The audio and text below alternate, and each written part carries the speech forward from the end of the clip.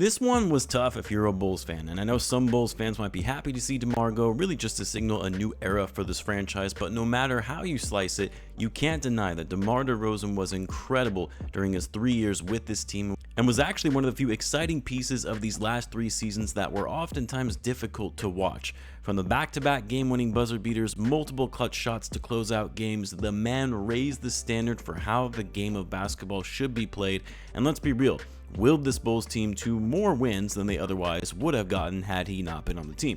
But even the on-court heroics aside, DeMar was professional and a leader off the court, always there for the young guys, giving back to the city and the community. Like, I know the results aren't going to show it given the Bulls as a team struggled overall during his tenure with the organization, but that was more of testament to the poor roster construction of this front office and not an indication of DeMar's impact as a player. DeMar will go down as a Bulls legend. Yes, he has his flaws. Yes, he oftentimes gets too much tunnel vision and tried to play hero ball. But once we see how this team looks starting next season without him, yeah, it's going to be fun to see how the young guys develop and take advantage of the opportunity that's given to them. But I really do think we're going to take DeMar for granted and won't realize it when we don't see him out there anymore. The man was always available, never took a day off, gave it his all when he was on the court, was always on the top of his game in the biggest moments down the stretch. The Kings and their fans are going to love having DeMar DeRozan on their team to try to get them back into the playoff picture. And so look, while I'll talk briefly about DeMar, what he's meant to the Bulls, I do want to focus more on what this move means for the Bulls going forward for the rest of this offseason, the impact it might have on future transactions, as well as what it means for the Bulls in the more distant future. So what's going on, everyone? You're listening to Bulls Central here. Hope you're all doing well. Now, while I mentioned this in my video breaking this news last night, I kept it pretty brief, but losing DeMar, well, I think we all knew it was coming, especially the weeks leading up to free agency and AK being non-committal and wanting to re-sign DeMar DeRozan. There was part of me anyway, and I know I'm in the minority of this opinion, that would not have been opposed to DeMar staying, assuming Zach would have been traded, because both of them on the team would not have worked on the court as well as financially. But seeing DeMar to help guide and mentor the young guys and help them in those tough clutch moments in games, I do think there would have been some value to that. But I also recognize that by DeMar staying, it's not going to give as much opportunity for guys like Pat, Jalen, Ayo, now Vucevic. Just only so many minutes to go around and only so many touches and shot attempts for guys to truly be able to thrive. So I get that. And as the days drew closer to free agency, the Bulls traded Alex Caruso, they drafted Vucevic, I slowly but surely started seeing this world without DeMar DeRozan. But as I mentioned before, I'll always remember the good memories he brought to us as Bulls fans, his work ethic, class, and professionalism. It's why I'll always have respect for DeMar and will be rooting for him to do well in SAC. Now, as it relates to the specifics of the sign and trade, the Kings are obviously getting DeMar in the deal and signed him to a 3-year, $70 million contract. DeMar wanted 3 years. That's why he reportedly turned down that 2-year, $80 million deal the Bulls offered him, because he wanted a 3rd year. Probably wishes he could go back and take that now, given it was more money for less years. But anyway, the Kings get DeMar. The Spurs act as the 3rd team to help facilitate the deal and taking on Harrison Barnes' contract with their cap space, as the Bulls did not want to take on extra money since it would put them over the luxury tax.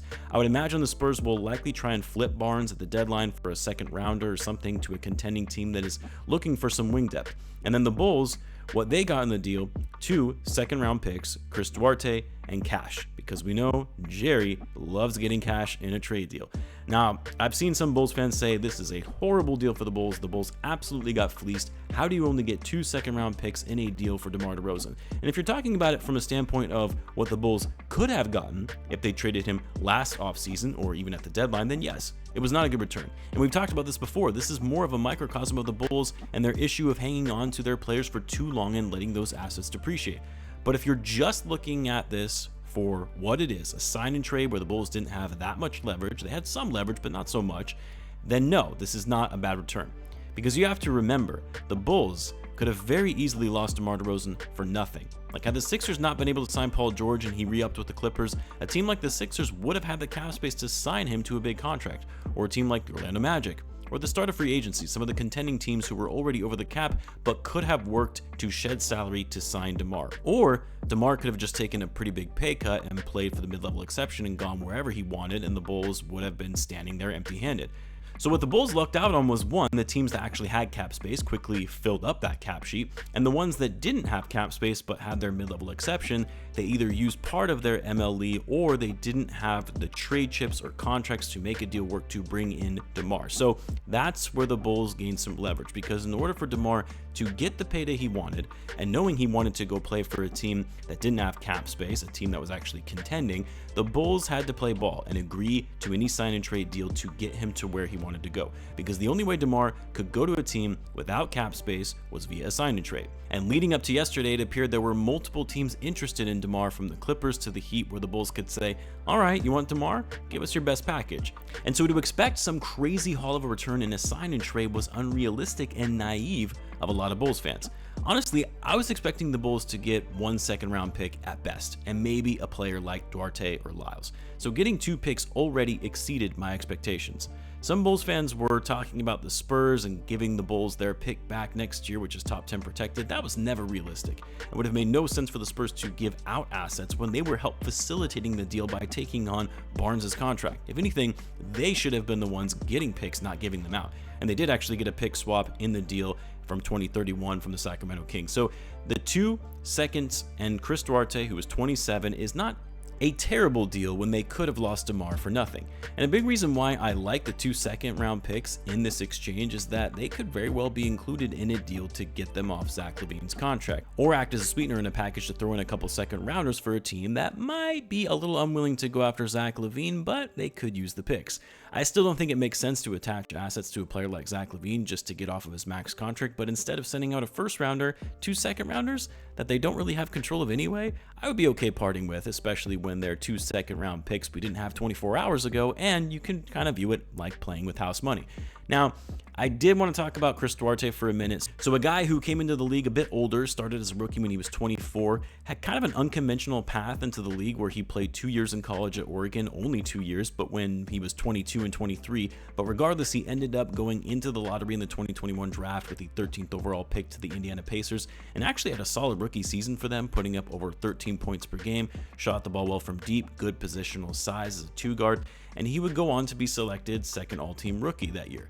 Problem is, he kind of hasn't done much since his rookie season. He struggled more offensively, been inefficient and inconsistent with his shooting. His defense is not anything to write home about. So I don't think Duarte is going to have that much of an impact on the Bulls roster for this upcoming season, but you can also view it as the Bulls taking a flyer on Duarte, who might thrive and do well in a new environment on a new team that isn't hyper-focused on winning now.